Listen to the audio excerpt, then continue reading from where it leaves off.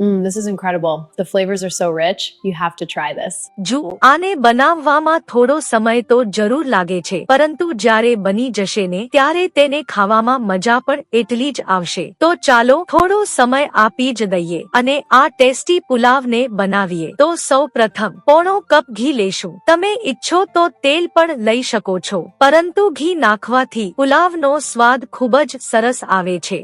હવે તેમાં જશે બધા ખડા મસાલા, જેમાં 2 એલચી, 2 તજના ટુકડા, 2 લવિંગ, 4 થી 5 તીખા અને 2 તેજ પત્તા ઉમેરીશું. ત્યારબાદ તેમાં અડધી ચમચી જીરું નાખીશું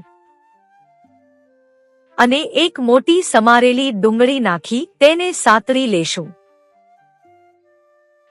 ડુંગળી સતળાઈ જાય એટલે તેમાં 2 સમારેલા ટમાટર ઉમેરીશું.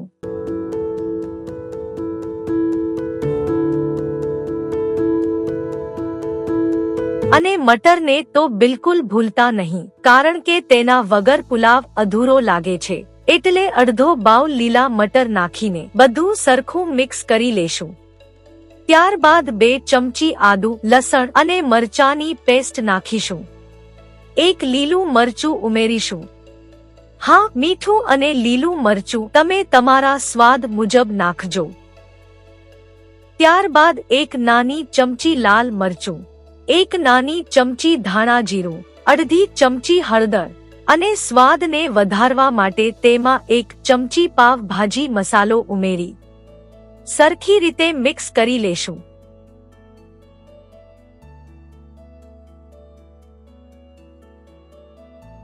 મેં અહીં 1 કપ ચોખા લીધા છે, જેને મેં સરખી રીતે ધોઈને પલાળીને રાખ્યા હતા. તો તેમાંથી પાણી નીકાળીને ઉમેરીશું અને બધું જ હળવા હાથથી મિક્સ કરવાનું છે.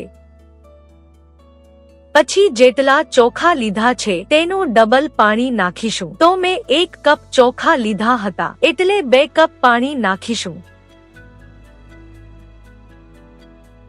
સાથે અડધી ચમચી કસૂરી મેથી અને અડધા લીંબુનો રસ નીચોવીશું.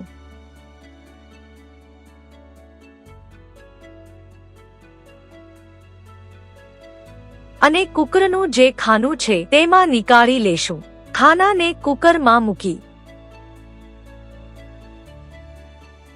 ઢાંકણું બંધ કરીને 2 સીટી વગાડી લેશું. 2 સીટી વાગે એટલે તરત જ ગેસ બંધ કરી કુકરને ઠંડુ થવા દેશું.